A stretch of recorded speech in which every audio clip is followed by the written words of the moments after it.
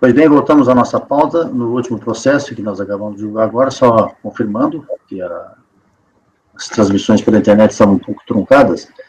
Foi concedido o item 33, recorrente à hora da participação da administração, relatoria da conselheira Paula, foi concedido vista a conselheira Júlia, e até o momento do pedido de vista haviam votado os conselheiros Marco Rogério, Leonardo Luiz Pagano Gonçalves e Evandro Correia Dias, que acompanharam a proposta da relatora para negar provimento ao recurso voluntário. O processo volta no próximo mês, com o pedido de vista da conselheira Júlia. Próximo item 34, ainda da relatoria da conselheira Paula, é Eldorado Participações. Já está na base? Estou só abrindo aqui, tá? Pode ir ao resumo rápido e ao voto. Estou só abrindo aqui. Esse é um caso de um auto de infração também lavrado para a exigência de crédito tributário relativo a imposto de renda retido na fonte. Também incidente sobre trabalho assalariado e apurado para o ano calendário de 2009. E nos anos calendários 2009, 2010 e 2011, houve falta de recolhimento do imposto de renda retido na fonte, incidente sobre remuneração de serviços profissionais prestados por pessoa jurídica no Código 1708. Bom, deixa eu ver aqui. Existe uma preliminar de nulidade por cerceamento do direito de defesa, em razão da inobservância pela autoridade fiscal de informações prestadas pela recorrente em resposta a um termo de intimação fiscal. No mérito, a recorrente diz que trouxe aí os valores pagos na remuneração de pessoal, também pugna pela afastamento da multa, pois a recorrente ela atendeu a intimação e alega também que a multa de 75% seria confiscatória. Eu vou direto para o voto, onde a gente debate esses pontos mais especificamente. O recurso é tempestivo, atende aos demais requisitos de admissibilidade, e eu, então, conheço. Preliminarmente, é necessário esclarecer que, nos termos da súmula CARF vinculante número 110, no processo administrativo fiscal é incabível a intimação dirigida... na verdade, deixa eu só lembrar aqui, lembra que eu disse que havia uma preliminar, né, de nulidade. A recorrente, ela está alegando que o auto de infração seria nulo, porque a intimação foi dirigida, ela pede, aliás, para que a intimação seja dirigida ao endereço do advogado. E aí, por isso, não seria possível, então, eu estou dizendo que não é possível conhecer desse pedido realizado em recurso voluntário por causa da súmula vinculante número 110. Segue. Tá, no mérito, o objeto do presente processo administrativo fiscal refere-se à autuação lavrada contra a recorrente em razão de divergências encontradas nos valores do IR-fonte informados nas DIFs com recibos números tais e nos valores declarados em DCTF, tendo sido lavrado auto de infração para cobrança dos seguintes montantes. Aí eu trago aqui os montantes. Ao avaliar a impugnação ao auto de infração apresentada, a terceira turma da DRJ de Recife a julgou parcialmente procedente para exonerar o valor de R$ 5.177 relativo à multa de ofício e o valor de R$ 5.000 relativo à multa regulamentar, mas entendeu que a documentação trazida até aquele momento processual pela contribuinte não seria suficiente para infirmar suas alegações, deixando, portanto, de apreciar seus documentos quanto ao devido recolhimento do imposto de renda retido na fonte. A recorrente, contudo, trouxe aos autos, em sede de recurso voluntário, vários documentos contábeis, livro diário, livro razão, extrato da folha de pagamento, atas de assembleias, para confirmar o valor global da remuneração dos administradores, DARFs, tudo isso às folhas 173 a 296, atendendo o disposto na decisão recorrida, inclusive demonstrando em sua peça recursal o cálculo do imposto de renda devido, do imposto devido, de modo a comprovar o erro cometido.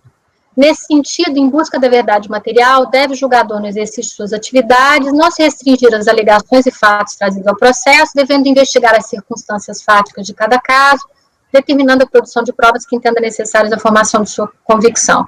Por esse motivo, eu já vou direto. Eu estou convertendo o julgamento em diligência para que a unidade local verifique se os elementos comprobatórios trazidos pela recorrente em sede recursal confirmam o alegado pela mesma e oportunizando a recorrente a apresentação de todos os meios de prova cabíveis e necessários à análise do pleito, de modo que se possa averiguar a exatidão de suas alegações. E aí, esse é como eu voto. Bom, a relatora está colocando, né, em função da complexidade documental, que o processo vá para a diligência. Eu acho que, se tem bons motivos para isso, a gente pode já partir para essa votação, sem necessidade de discutir os outros assuntos, até porque a própria relatora sentiu a necessidade dessa conversão em diligência. Marco? Acompanha, presidente. Pagano? Acompanha, presidente. Evandro? Acompanha a relatora. Júlia? A relatora. Carmen? Com a relatora. E Luciano? Acompanha a relatora, presidente. Também acompanho, então, por unanimidade de votos, convertido em diligência, é o item 34 da pauta, julgamento encerrado. Obrigado, Paula.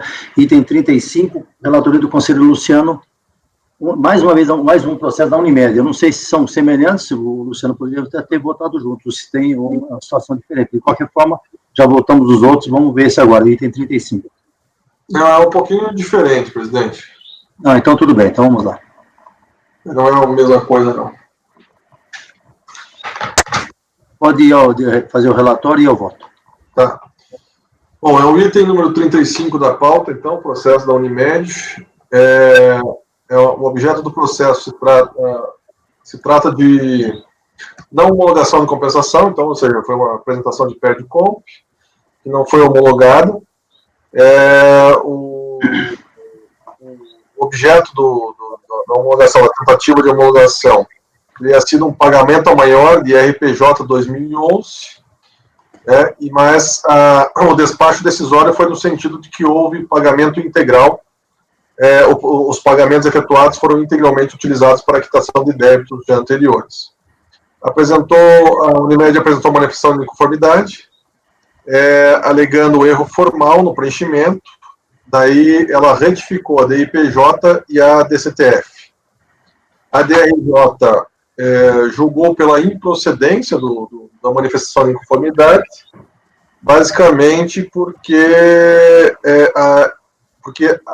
entendeu que a retificação feita depois do despacho decisório, ela deve ser acompanhada de documentos comprobatórios que possam efetivamente demonstrar o crédito. O recurso voluntário foi apresentado, e aí a contribuinte apresentou as alegações, basicamente, do recurso voluntário foram as seguintes. Houve equívoco no preenchimento, a retificação confirma o crédito, a decisão não deixou de reconhecer a existência desse crédito, a retificação extemporânea não caracterizaria óbvio para que houvesse a compensação ou uma homologação. Não se trata de revisão de valor, mas de equívoco no lançamento em declaração. Vou partir para o voto agora. O voto está disponível.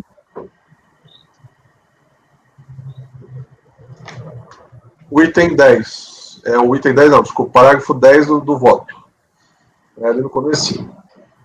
Com base no artigo 33 do Decreto 235 e na constatação da data de intimação da decisão, DRJ, folhas 68, 7/7/14, bem como do protocolo do recurso voluntário. Presidente, só um minutinho, eu vou fechar aqui a janela, porque está muito barulho.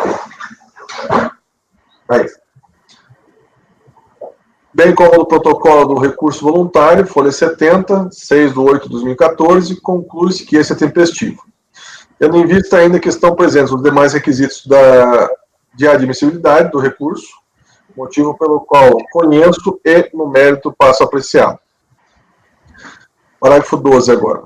A discussão levantada nos autos se limita a saber se apenas a retificação das declarações seria suficiente para confirmar a existência do crédito tributário em favor da requerente.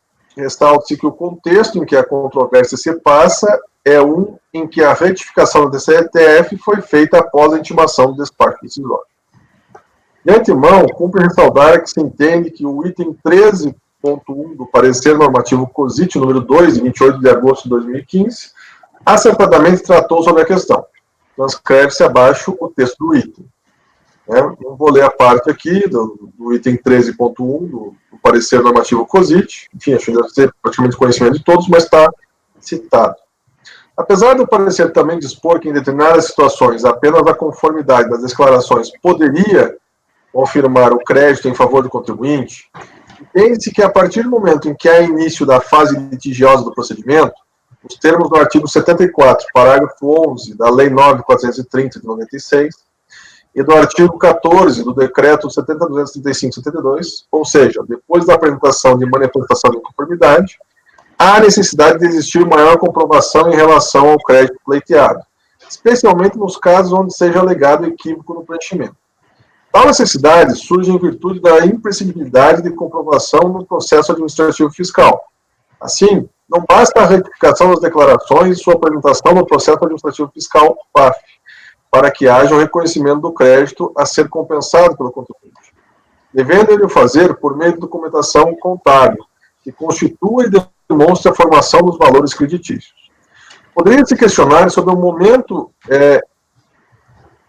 em que esse entendimento se formou, porque o parecer foi emitido em 2015 e esse recurso voluntário foi protocolado em 2014.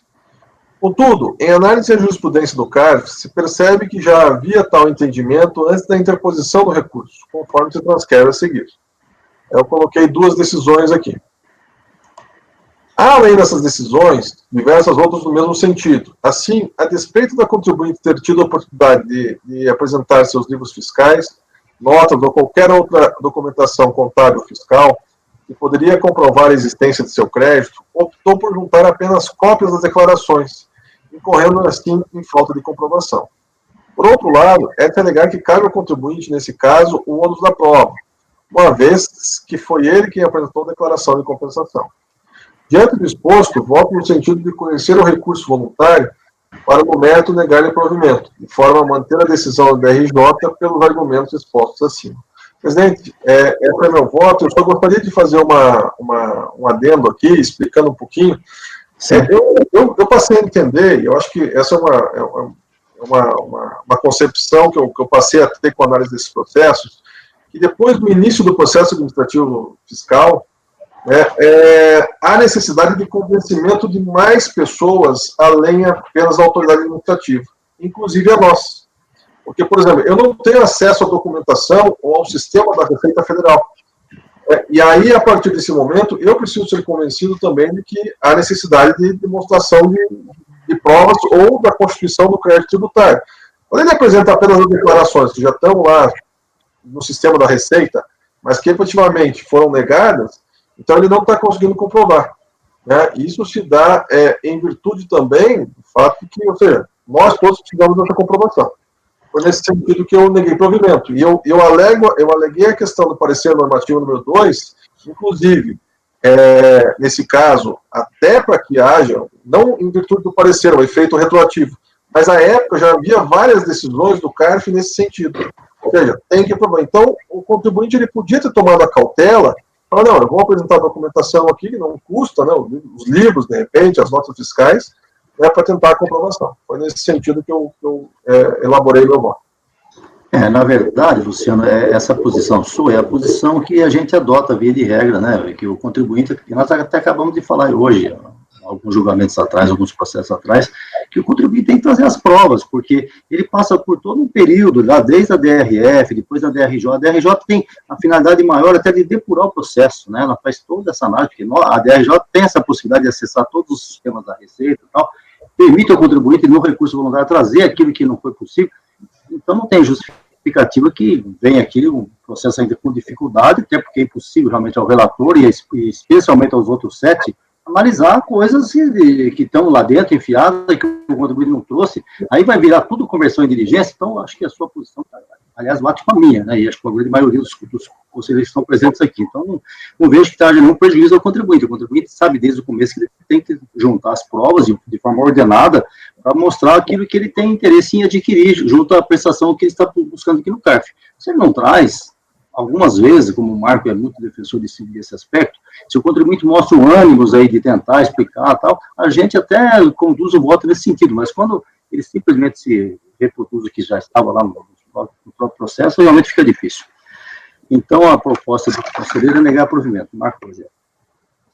Acompanho, presidente. Eu olhei o processo e está bem de acordo com a nossa posição, da maioria da turma, ou quase unanimidade, e acompanho. Pagano? Com o relator. Evandro? Com o relator. Júnior? Com o relator. Carmen? Com o relator. Paula? Com o relator. Também com o relator, unanimidade, negado o provimento. Bom, agora tem 4 processos em seguida que são meus, eu vou disponibilizar os 4 já na minha pasta, são os itens 36, 37, 38 e 39. Deixa eu já disponibilizar isso aqui.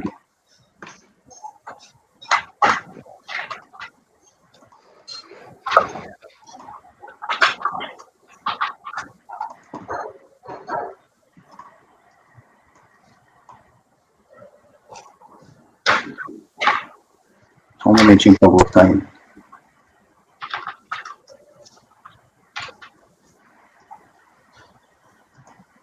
Já estou colocando os 4 para não ter problema. Não.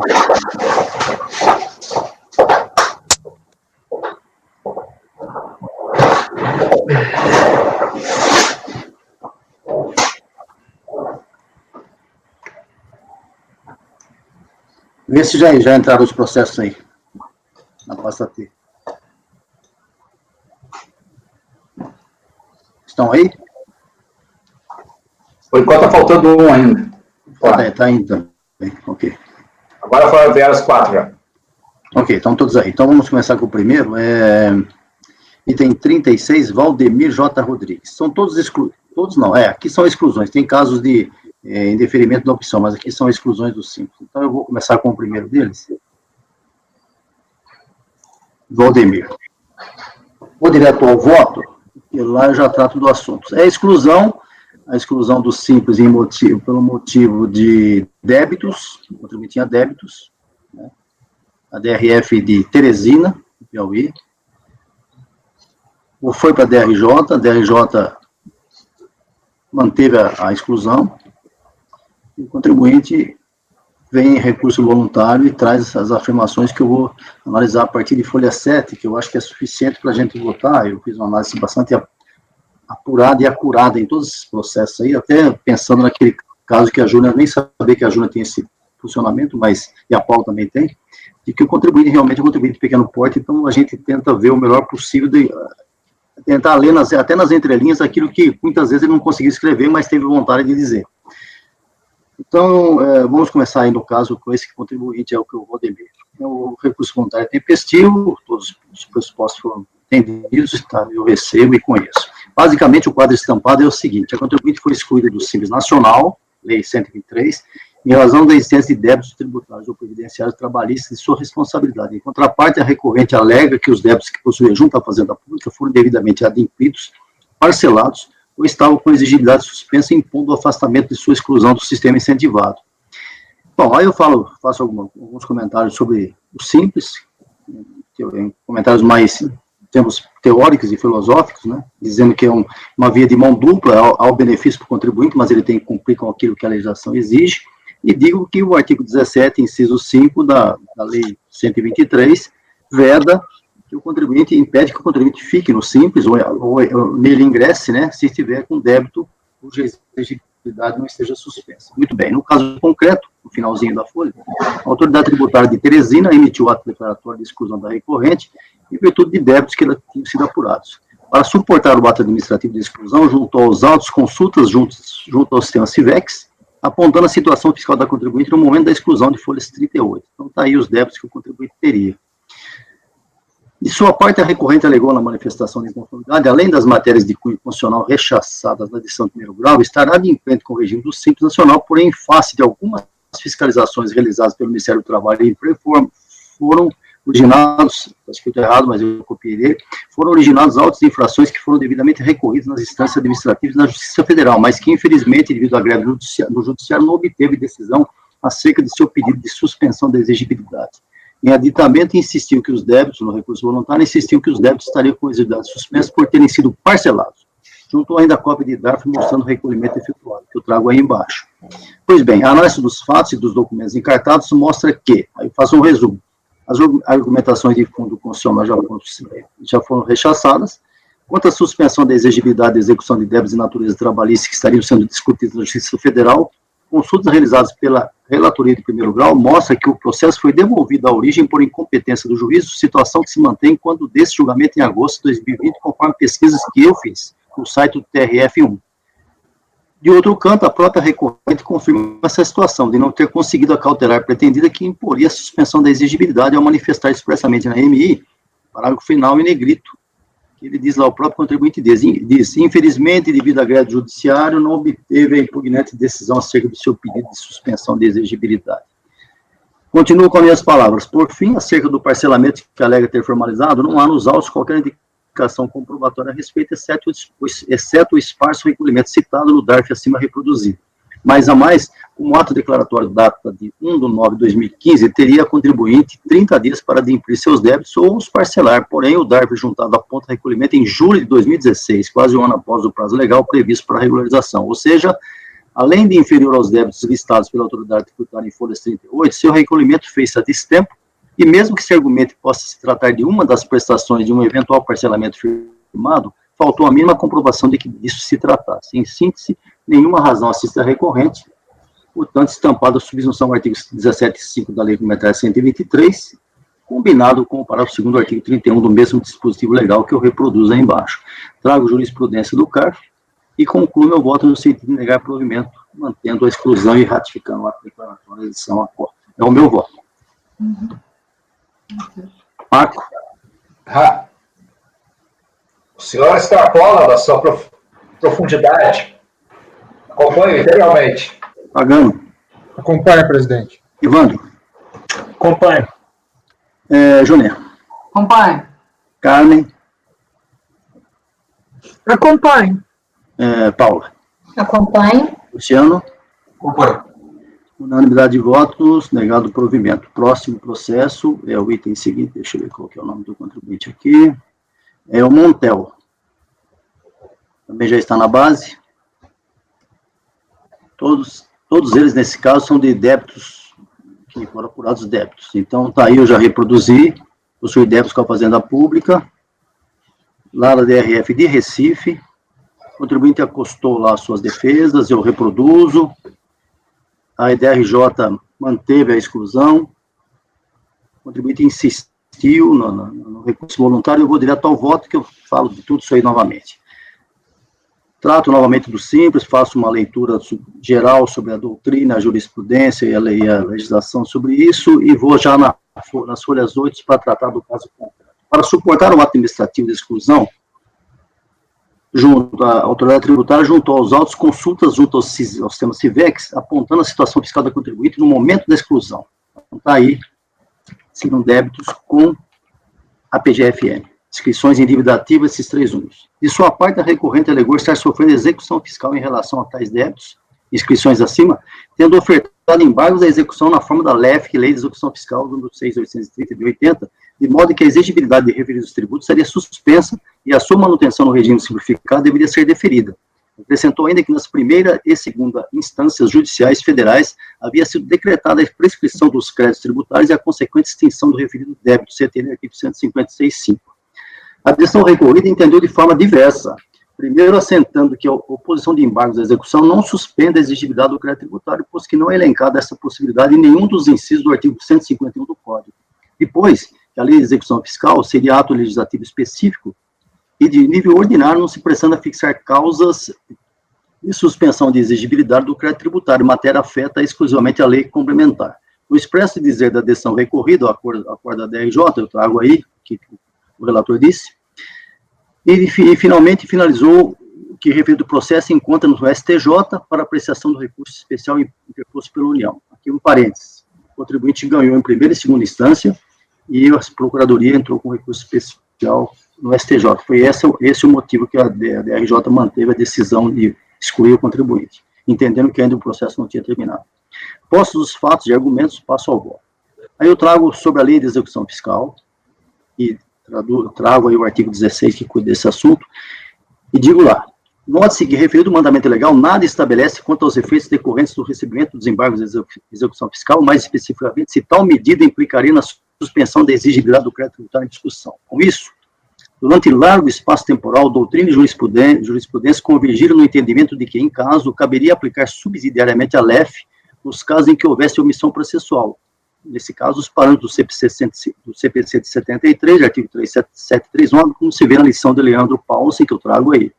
Esse entendimento de que a ação de embargos de execução fiscal também acarretava suspensão do executivo fiscal, exemplo do que ocorria na execução civil em fase de aplicação supletiva do CPC, a lei de execuções fiscais, durou até a edição da lei 11.382 de dezembro de 2006, que revogou o artigo 739, que eu reproduzi acima, do Código de Processo Civil de 73, e nele introduziu o artigo 739A, que eu trago aí no rodapé. Segundo, então, o novel dispositivo, os embargos opostos pelo executado não mais possuíam o efeito suspensivo como regra, ou seja, por aplicação acessória do 739A do Código de Processo Civil, a lei de execução fiscal, os embargos não mais adiam a execução fiscal, cabendo ao juiz, mediante requerimento do executado e convencendo-se da relevância do argumento do risco de dano, atribuir aos embargos o efeito suspensivo, situação adotada e consolidada no CPC atualmente vigente, que é a Lei 305, no artigo 919, que eu reproduzo. E está bem claro ali, os embargos de execução não terão efeito suspensivo. Cabendo aí os parágrafos determinam como é que o juiz vai analisar o caso, podendo ou não conceder esse efeito, mas a priori não tem. Assim, o efeito suspensivo que decorria da simples oposição dos embargos, artigo 739 do CPC revogado, a partir de 2006, inicialmente em razão da promulgação da Lei 11.382 e depois com o atual CPC de 2015, passou a exigir decisão fundamental do magistrado, observando os requisitos exigidos no 739A, CPC de 73 e depois o 919 do CPC de 2015, restando alterada toda a sistemática anterior. Dessa forma, aspas, a suspensão da execução que antes era op legis, dependendo de simples apresentação dos embargos, com a reforma passou op iudicis, isto é, decorre de decisão proferida pelo juiz à luz dos requisitos do parágrafo 1º do 739A. Cabendo, aí eu trago, essa é uma lição que eu trago no rodapé, o autor, cabendo ao magistrado atentar se o pedido para que os embargos tenham efeito suspensivo apresenta solidamente os requisitos exigidos de relevância da fundamentação, risco manifesto de dano grave, de incerta ou difícil reparação e garantia da execução. Ou seja, depende do magistrado. Aí eu vou ao caso concreto. Como já visto, a alegação da recorrente é de que a execução fiscal contra ela perpetrada pela Fazenda Pública Federal estaria com exigibilidade suspensa pela oposição de embargos a entendimento frontalmente diverso do esposado pela decisão recorrida, ao assentar que somente a lei complementar poderia fazer isso. Pois bem, já visto antes, serviço atrás, a partir de 2006, os embargos não mais operam efeito suspensivo automático, impondo a manifestação do juiz. No caso presente, a execução procedida pela Fazenda Federal iniciou-se em 23 de 4 de 2012, agora é importante cada das datas. Folhas 23. A sentença dos embargos favorável ao contribuinte data de 5 de 9 de 2014 e o acordo do TRF5, que analisou a remessa e a ela negou o provimento, mantendo a decisão de origem, foi proferido em 11 de 5 de 2015, ou seja, os parâmetros trazidos pela Lei 11.382 e depois pelo artigo 919 do CPC.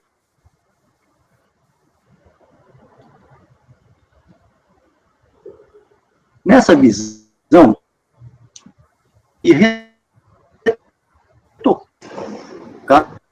a decisão da DRJ está travando esse de ingresso ou permanência no Simples Nacional. Está travando? Travou. Muito. E agora?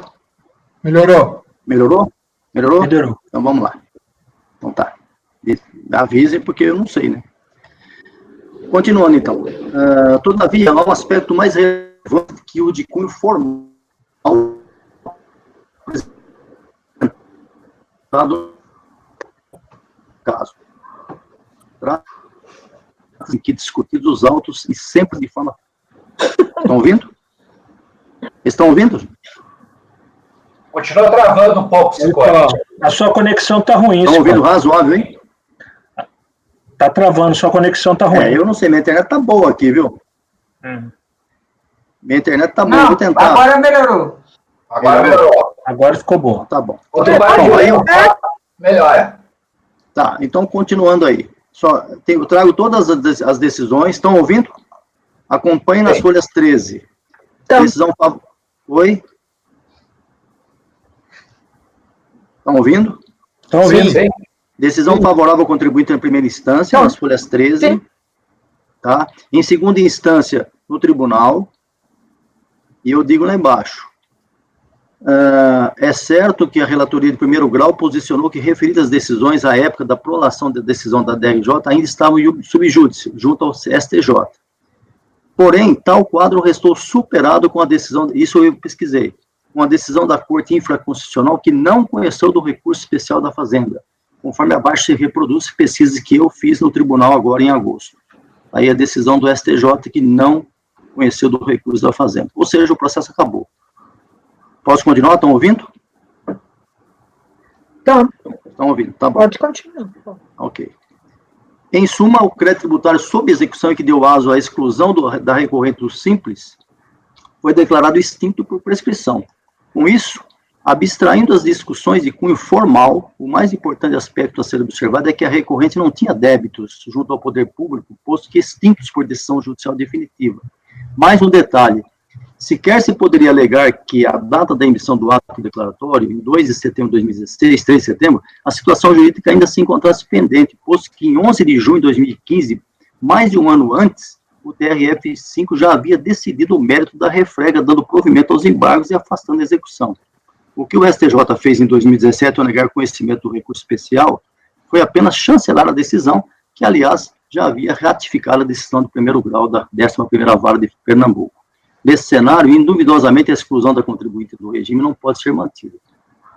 Por fim, mas não menos importante, cabe lembrar que, em regra, os recursos especial e extraordinário no STF não são dotados de efeito suspensivo em consonância com os artigos 1029 e 1030 do CPC. Estão ouvindo?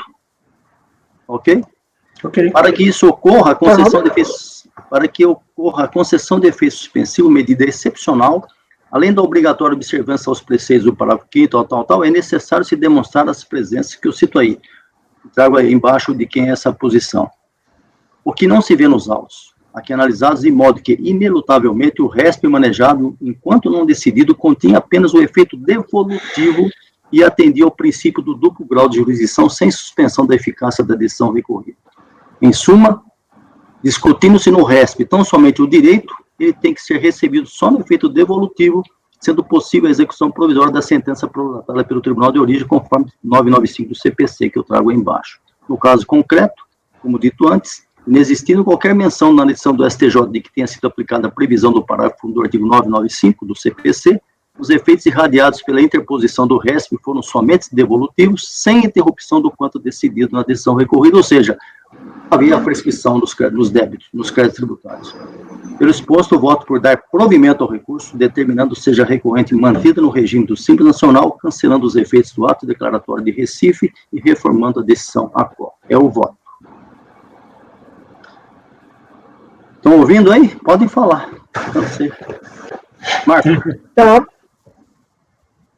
Sim. Só quero saber o que a Júlia quer falar aí, que levantou a mão.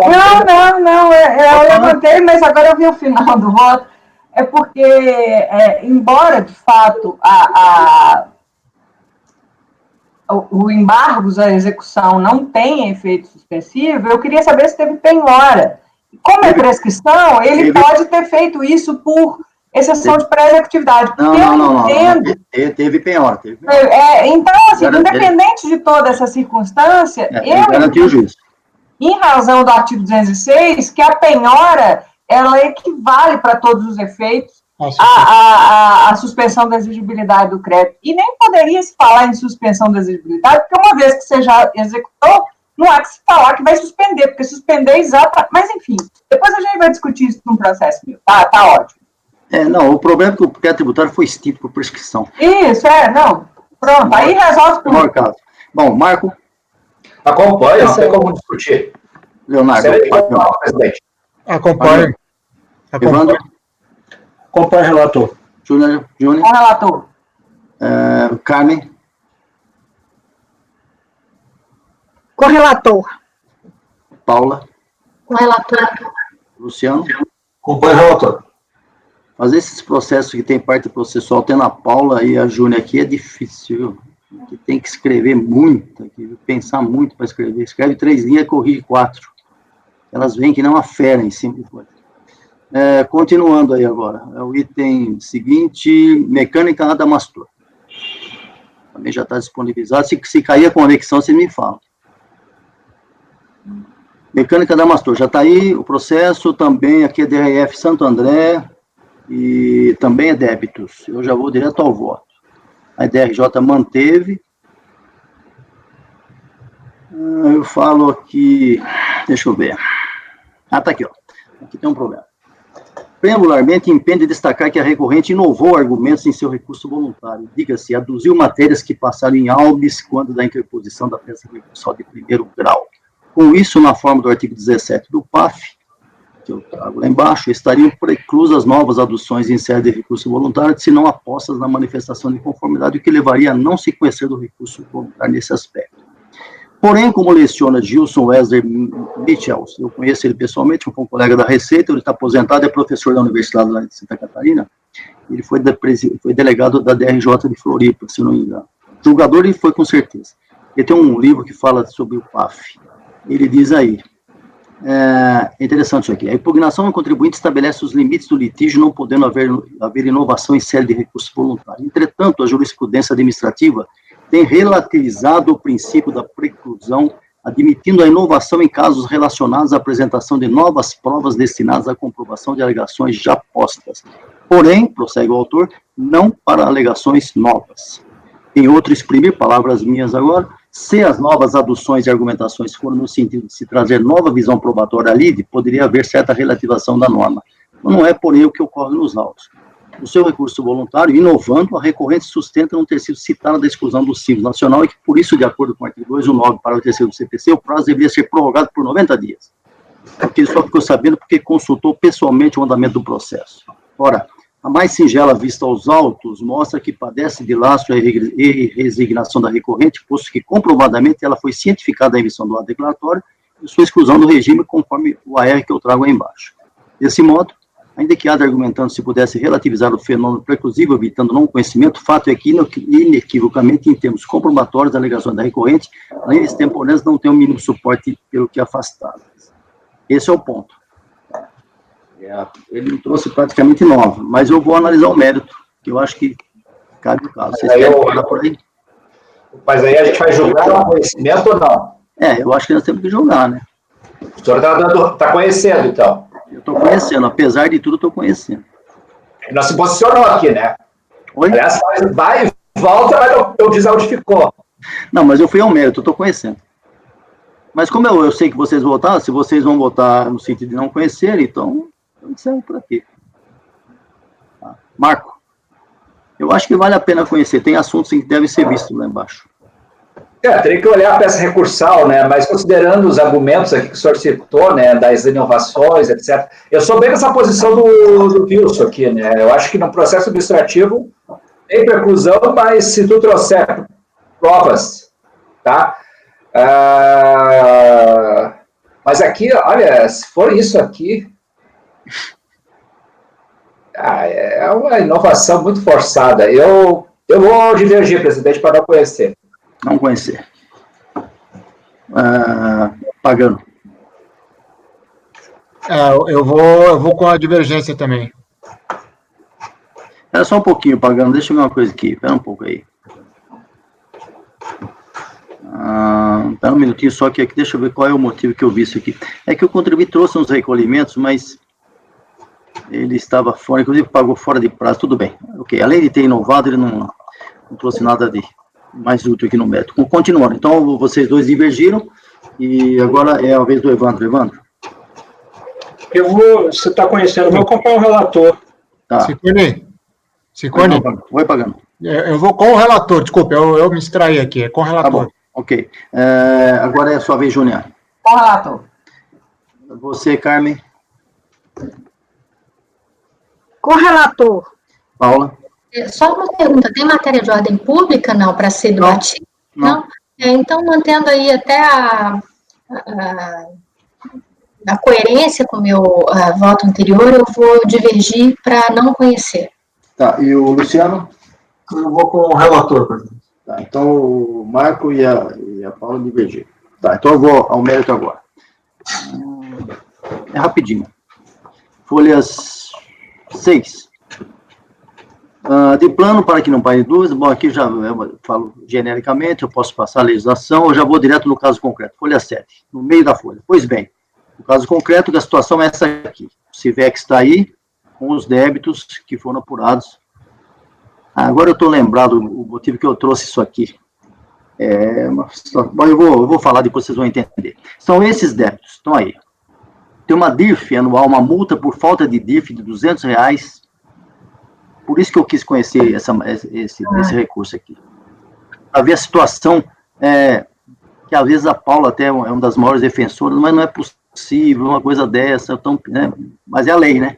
Então vamos ver isso aqui com calma, agora eu estou lembrado, eu fiz esse voto agora que eu estou lembrado. Então são esses os débitos, tem uma multa de R$200 por falta de entrega de DIRF e tem esses valores aí do Simples, que tem os períodos respectivos.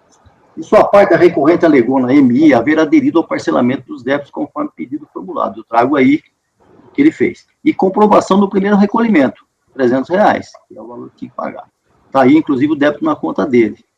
Folhas 9. Nesse cenário, como o ADE data de setembro de 2014, a ciência ocorreu em 22/9 e o parcelamento foi firmado em 23/9, com o recolhimento da cota inicial em 30/9, restaria atendida a exceção trazida pelo parágrafo 2º do artigo 31 da Lei Complementar 123, ou seja, estava com a exigibilidade suspensa porque tinha um parcelamento.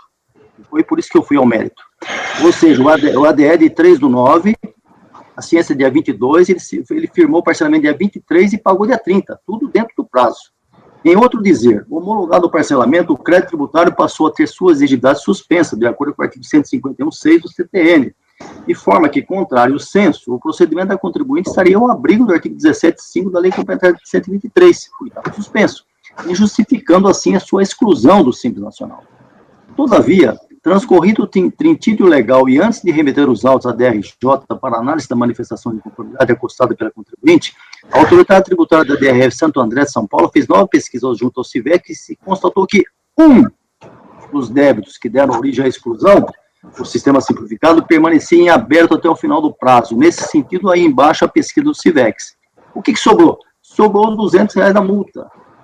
Com isso, ainda que os demais débitos tenham sido objeto de parcelamento e, por isso, regularizados em termos de suspensão de exigibilidade, o montante de R$200 relativo à multa por atraso da entrega de DIRF permaneceu incólume, levando à mantença da exclusão como bem assentado pela decisão atual. A decisão da DRJ foi no mesmo sentido, em que pese o discurso tal, ficou R$200. No recurso voluntário interposto, a recorrente acrescentou que fez o recolhimento do referido valor com acréscimos, conforme DARF que acostou. Está aí o DARF. E o débito na conta dele.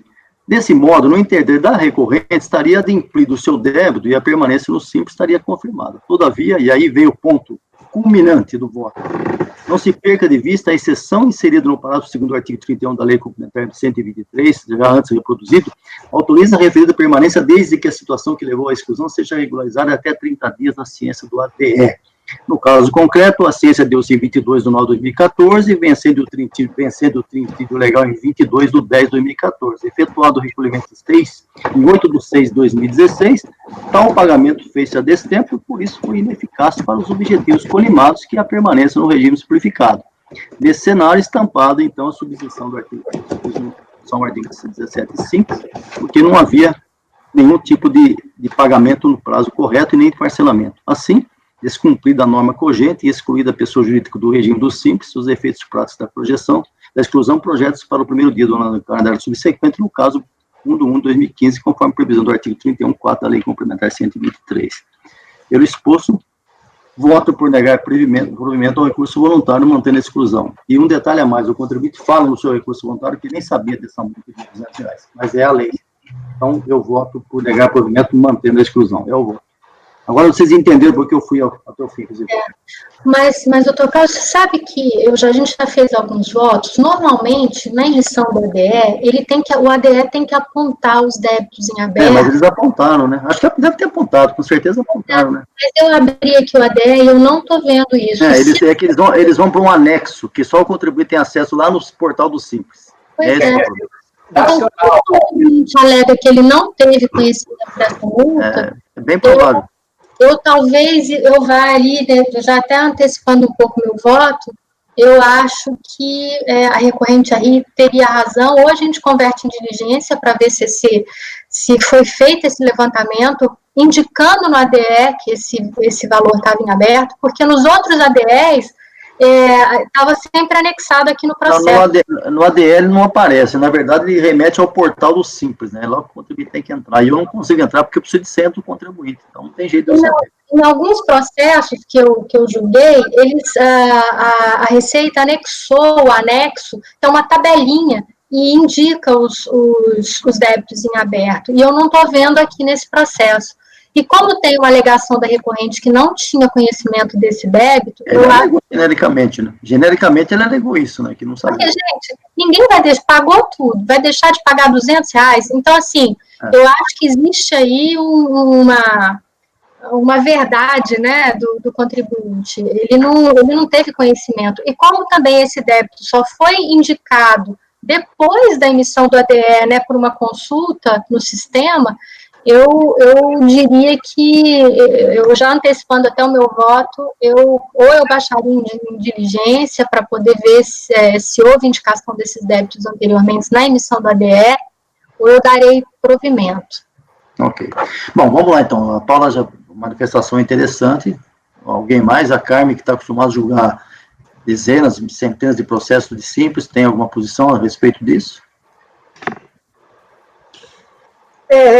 O Duralex Sedilex. Oi, cara. Eu acompanho você. Então, né? porque lei é a lei, né? Eu tenho a mesma... Você está cortando sua mensagem, Carmen. Bom, Marco, quer falar alguma coisa? Não. Bom, então minha proposta olha, até não vou dizer que é lamentavelmente, infelizmente, que eu tento ser o mais frio possível nessas situações, mas eu concordo que por isso que eu até trouxe o voto até o final, porque o contribuinte fez o parcelamento já no dia seguinte ao vencimento do prazo, pagou no dia 30, o pendente disso aí. Bom, meu voto é nesse sentido. Só um minutinho, Paulo. Marco, a proposta da Paula já antecipou, seria converter em diligência. Não é uma hipótese inviável. Marco. Não, mas aqui é Simples Nacional, tá? Eu acho que isso não... é tudo um controle fora do ADE, então, para mim, é tranquilo aqui a situação, já teve essas discussões. Eu acho que está lá no portal do Simples, isso aí. Então, eu vou acompanhar o relatório. Pagando. Eu diverjo, né, com o meu voto de sempre. Antes eu vou interromper, desculpa, tá, interromper, mas a folha 12 tem aqui na tela do CIVEX falando débitos geradores do ADE, e a multa de R$200 não está listada aqui. Folha 12 do que você está falando? Folha 12 do e-processo. Do e-processo. Consulta de débitos geradores do ADE. E aí o débito de R$200 da multa não está aqui. Mentira. Espera um pouquinho só, deixa eu ver o texto. Está aqui. Sicone, na verdade é exatamente a folha que você pôs no seu voto. Está aqui. Tá sim. Exatamente, a folha, exatamente, é o que está no meu, eu copiei de lá, pus aí, né? O que está lá. Agora, além disso, Paulo, que tem que ficar bem claro o seguinte, as informações remetem ao portal do Simples. Isso é verdade. Não está aqui. Eu até tentei fazer essa pesquisa agora, porque eu julguei muitos processos, que tem 12, acho que tem. Eu tentei entrar no portal do Simples, mas eu não tenho senha, eu não consigo. O contribuinte consegue fazer isso. Não consegue. Não, e tá aqui, porque até o período de apuração é de 2012, os outros débitos são de 2013, 2014, então não é possível que ele não tivesse, né? Isso não é possível, isso não é argumento. Não, assim, seria inviável, mas está aqui, está listado, está aqui. R$200, acabei de ver. É porque ele está separado, ele está apartado, então pode ser que o contribuinte não tenha visto. Tá bom, então tá aí, né? Apareceu, né? Então tá bom. Continuando, então, Marco me acompanha, o Pagano ia divergir, não sei se vai continuar divergindo, que a Paula acabou de confirmar. Continuo, Obrigado, Paula. eu continuo, eu divirjo de você em todas as hipóteses aqui. Quando o contribuinte faz pagamento, eu entendo que dentro do processo é válido. Mesmo que seja 10 anos depois? Tá bom. Dentro do processo, eu entendo que existe a suspensão. Tá bom. Evandro, Pagano divergiu, deixa eu marcar aqui. Evandro. Eu acompanho o relator aí. Tá. Júnior. Com o relator.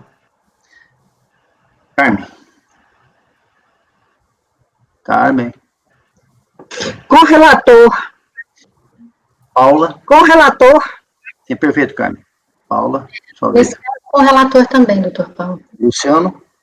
Com o relator, presidente. Então, por maioria vencido o Pagano, foi legado o provimento e mantida a exclusão. Extra autos, uma situação realmente estranha, mas o contribuinte provavelmente não tivesse tido conhecimento, mas é a regra, né? É a lei. Finalmente, o último meu de hoje é o item 39, THR. Ele já está aí. Aqui eu acho que é conversão em diligência. Deixa eu ver aqui. Eu já vou direto para o voto na parte de baixo, que acho que eu conversão em diligência. Deixa eu ver se é isso mesmo. Diligência, deixa eu ver o motivo. Tá aqui. Nas folhas 6. Quando a apreciação da manifestação de conformidade pela DRJ de Ribeirão Preto, a turma jogadora baixou os autos em diligência para que a unidade de origem se posicionasse em relação aos argumentos da contribuinte que teria parcelado os débitos, por isso estaria com a exigibilidade suspensa, eu trago aí. Atendendo ao requerido do DRF Santo André, elaborou lacônico despacho de folhas 30, informando isso daí. Referidos documentos, telas de consulta da dívida ativa, refere-se às execuções fiscais números tais, abaixo reproduzido, a primeira delas, as demais são de idêntico teor. Então está aí a reprodução. Interpretando referidas consultas, a decisão ACO entendeu que os parcelamentos alegados pela recorrente teriam sido cancelados em 7/2 de 2009. Se vocês olharem aí dia 7/2, está escrito lá, cancelado, pedido e tal, né? Por isso, em 23/11 de 2016, as inscrições estariam ativas, ou seja, não teria nada suspenso. Quando da interposição do recurso voluntário, a contribuinte insistiu que o parcelamento foi formalizado e estava ativo. Nas suas literais palavras, eu trago aí. E para lastrar seus argumentos, juntou resposta, a contribuinte perguntou para a PFN, o que eu devo aí? A PFN respondeu, folhas 41, respondeu para o contribuinte, não foi nem a Receita intimou. A Receita informou, o contribuinte pediu para a PFN respondeu isso aí para o contribuinte.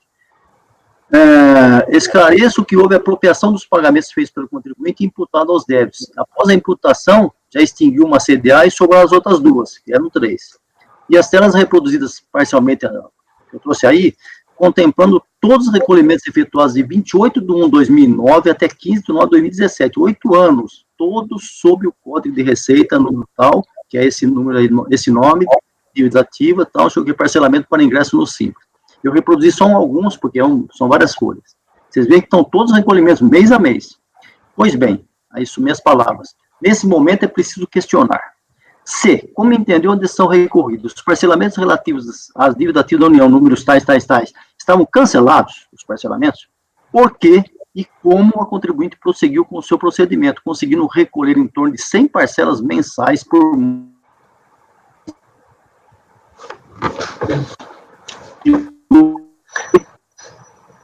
Está travando, Ciccone. Destacando-se que o código do DARF esclarece que houve a apropriação de pagamentos e após a imputação, blá, blá, blá. Então, repita-se, se os parcelamentos estavam cancelados, como os seus recolhimentos foram mantidos e aceitos os seus valores apropriados e imputados à CDA, número tal, extinguindo essa CDA. Na outra ponta, ainda que de acordo com as informações da PFN acima reproduzida, as CDAs números tais e tais, que permaneceram após a imputação, a primeira, dos valores, encontram-se suspensas em virtude de parcelamento do PER. Assim, resumo eu o quadro. É de extrema dúvida, pelo menos para mim, que analisei o processo.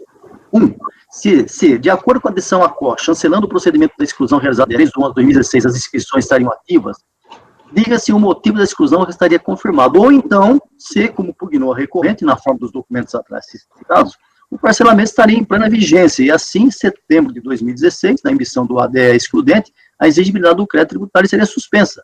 E, consequentemente, o procedimento de exclusão não poderia ser validado, posto que atende os dizeres do artigo 15 do infine da lei complementar. Conclusão. Pelo exposto, entendo imprescindível a conversão do julgamento de diligência para que a DRF de origem venha aos autos e esclareça de vez se, na data da exclusão da recorrente no regime do Simples Nacional em 9 de 2016, ciência 24 de 10 de 2016, a contribuinte possuía débitos com a Fazenda Pública com exigibilidade não suspensa. No caso, os que foram relacionados ao anexo, os parcelamentos alegados pela recorrente, frente a CDAs, e que resultaram em recolhimentos em torno de 100 mensais, estavam na mesma data, devidamente ativos. E ainda em relação ao item precedente, caso tenha havido cancelamento dos parcelamentos, se eles foram a qualquer momento devidamente reativados. Atendido isso, outros autos após ao CARF para prosseguimento do seu julgamento. Deu para entender, gente? Está muito confuso. Está muito confuso. Perfeitamente. Não consigo entender, não consigo. Eu não sei se pode recolher também, se eu não trabalho na DRF faz muitos anos, né? Estou no julgamento há muito tempo, mas não sei se o contribuinte pode ir pagando lá o que ele quer, depois ninguém vê isso, alguém apropria esses valores, mas pagar 100 parcelas, e a PFN apropriou isso, algum motivo tem que ter nesse sentido. Então, foi por isso que eu converti em diligência. Pronto? Podemos votar?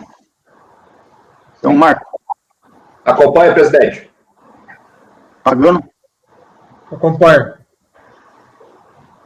Evandro. Acompanho o relator. A Carmen saiu, ausente temporariamente. E Júnior. Com o relator. Paula. Acompanho. Luciano. Acompanho o relator.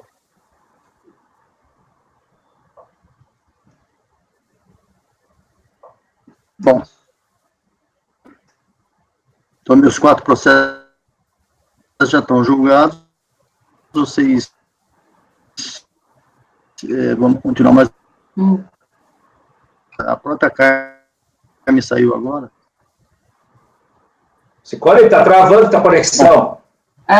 Sicone está travando. Tem 40. Bom. Sicone, está muito ruim a conexão. Eu vou sair.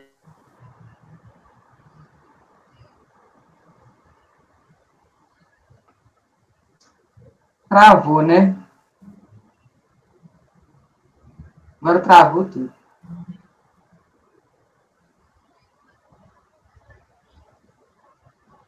Hoje está difícil. Hoje está difícil mesmo.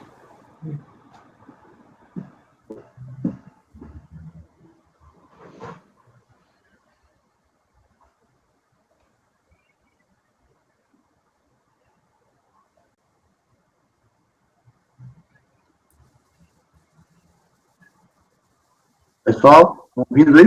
Está ruim agora. Está ruim. Muito bem. Estão ouvindo agora? Sim. Estou ouvindo. Então, Júnior, item 40. Vamos lá. Item 40. Tá aí na pasta já? Tá. Pode fazer um breve relato e eu voto. Tá, isso é muito simples. Eu acho que dá para a gente ir direto para o voto, presidente. Se eu não lembrar, aí a gente volta, eu vejo alguma coisa no relatório, tá? Mas eu acho que é simplesmente uma questão fática. Eu sempre... Oi? Travando de novo. Não, travou de novo. Não, estou te ouvindo. Tá, então eu posso seguir, né? Estão Tá me bom. ouvindo aí?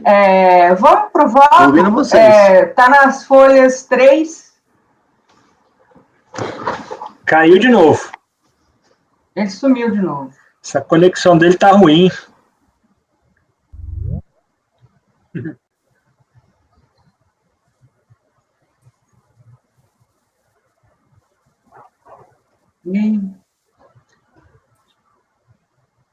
Vou mudar de sala. Bom, e aí? Mas Pode ir? como eu sou vocês, vamos lá. Então tá. E tem 40. O recurso preenche os pressupostos, aí vamos lá. Como visto pelo relatório, só para explicar, era o seguinte, ele foi excluído do Simples, então foi apurá-lo presumido, e aí ele pega e fala, olha, eu quero, portanto, compensar o que eu recolhi na sistemática do Simples, tá? Só que o que acontece? E ele entendia que o crédito que ele tinha era superior aos débitos que ele está colocando aqui na Decomp, tá? Então, basicamente se o que ele tinha pago de Simples era suficiente ou não era suficiente, tá? A DRJ explicou, e explicou muito bem, que, na verdade, ele não tinha computado nem juros, nem multa, por isso que ele estava achando que o valor era superior, tá? E no recurso voluntário, o que ele vem alegando é o seguinte, olha, não, mas eu pus o crédito em valores originais. Só que esse argumento também já foi enfrentado pelo DRJ, então, vou seguir o voto aqui. Como visto pelo relatório, trata-se de questão eminentemente fática, já analisada pela decisão recorrida, e contra a qual o recorrente não trouxe qualquer elemento novo em sede recursal. O recurso de folha 67 se limita a reproduzir as alegações de que o valor por ele recolhido na sistemática do Simples era superior ao valor do débito que pretendia compensar. Alega que o crédito objeto da presente compensação foi informado em seu valor original.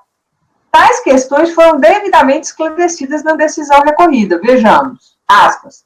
Conforme relatei, o crédito oferecido nas Decomps foi integralmente reconhecido pela autoridade ACOP, tendo sido homologadas parcialmente as compensações declaradas. A inconformidade da empresa dirige-se à incidência dos encargos legais sobre os débitos compensados. Com efeito, ao examinar-se as Decomps, verifica-se que a empresa informou o valor do crédito pleiteado sem correção e, em relação aos débitos, considerou apenas o valor do principal, sem preencher os campos atinentes a juros e multa de mora, não obstante os débitos já estivessem vencido a data das compensações. Não assiste razão impugnante. O procedimento adotado pela autoridade administrativa, através do despacho decisório, de acordo com o que dispõe o artigo 28 da IN 210, com a redação da IN 323. Os acréscimos moratórios, aí ele cita o dispositivo, como observa, tem expressa previsão legal incidência de juros e multa de mora sobre o débito pagos ou compensados após o vencimento, ainda que a extinção se dê por ato espontâneo do sujeito passivo. É de se informar ainda que a autoridade administrativa corretamente atualizou os créditos do contribuinte até a data da entrega da Perdecomp, folhas 8, em consonância com os atos emanados pela Secretaria da Receita Federal. Em fase do exposto, né, provimento ao recurso. Então, o que tinha, basicamente, de novo, da alegação dele em fase recursal, que era que o fato de que o crédito tinha sido em seu valor original, na verdade, já tinha sido analisado pela própria decisão recorrida. Então, é isso. Meu voto é negar provimento. Propôs a relatora, negar provimento. Marco. Acompanhe. Pagano. Acompanho. Evandro. Acompanho. Carmen. Acompanho. Paula. Com a relatora.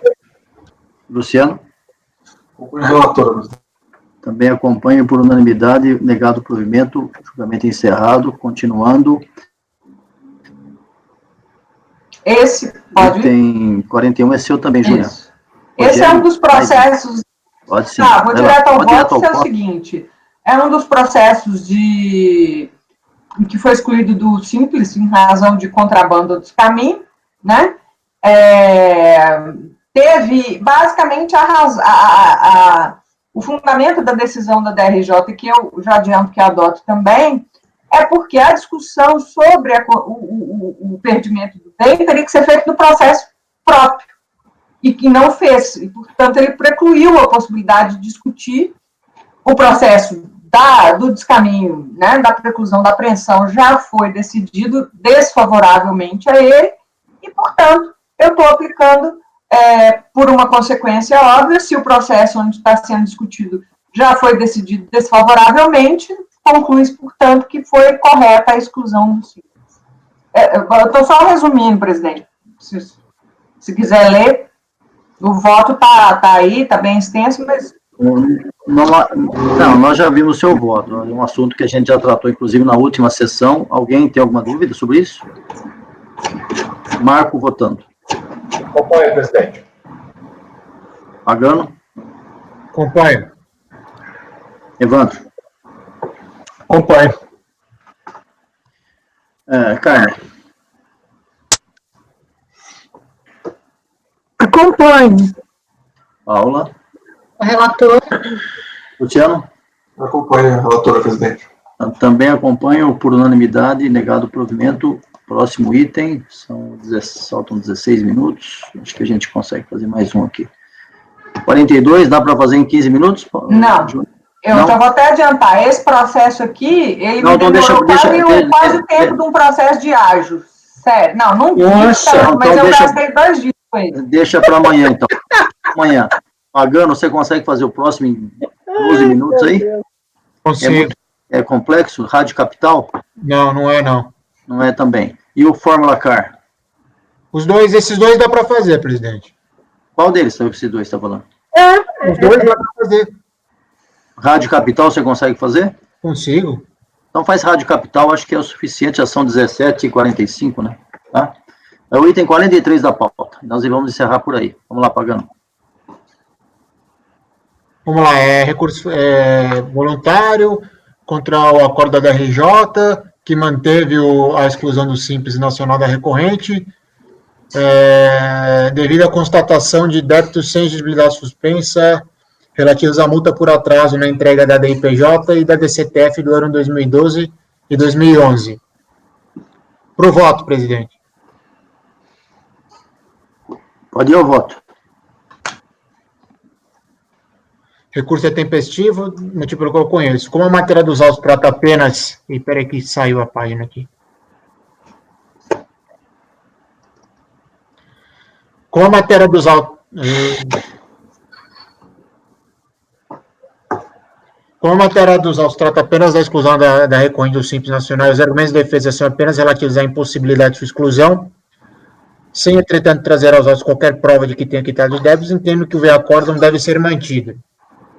Ou seja, em que pese a exclusão ter sido dada em face da multa por atraso na DIPJ e DCTF, dos anos 11 e 12, o despacho decisório proferido no processo 21, de 25 de 4 de 2013, deferiu apenas em parte o pedido de cancelamento do termo de deferimento à opção do Simples Nacional, tendo sido ali concluído por liberar a pendência impeditiva junto à Receita Federal com a data do evento de 1 de 1 de 2011, mas restou mantido a pendência cadastral fiscal junto à Administração Tributária de Cuiabá, o que impossibilitou sua exclusão no Simples.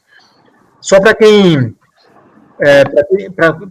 quiser entender, ela foi mantida devido ao atraso na DCTF e da IPJ, mas ela teve um outro processo anterior, que eu escrevi no relatório, que deferiu o recurso dela e falou que ela poderia ser incluída no Simples, desde que ela resolvesse as pendências junto à Receita Federal de Cuiabá, a DRF de Cuiabá, né, que ela estava com pendência cadastral e fiscal. Aí a recorrente, posteriormente, não resolveu essa pendência e continuou a fazer o pagamento como se ela estivesse no Simples. Aí chegou a DRJ e falou, nos anos 2011 e 2012, você não entregou a DCTF, ela foi lá e entregou em atraso, porque ela entendia que ela estava no Simples, mas na verdade ela não foi aderida ao Simples, porque devido ao processo anterior, ainda existia pendência cadastral e fiscal, então ela não conseguiu liberar problema no sistema, na administração tributária de Cuiabá, e ela não foi incluída no Simples. Tá dando para entender ou vocês querem que eu fale mais devagar? Não, ok. Entendeu? Então, nem as multas, nem as multas, e ela realmente entregou a DCTF da IPJ em atraso, eu vou resumir meu voto, eu estou indo na conclusão, voto por conhecer e negar provimento ao recurso, presidente.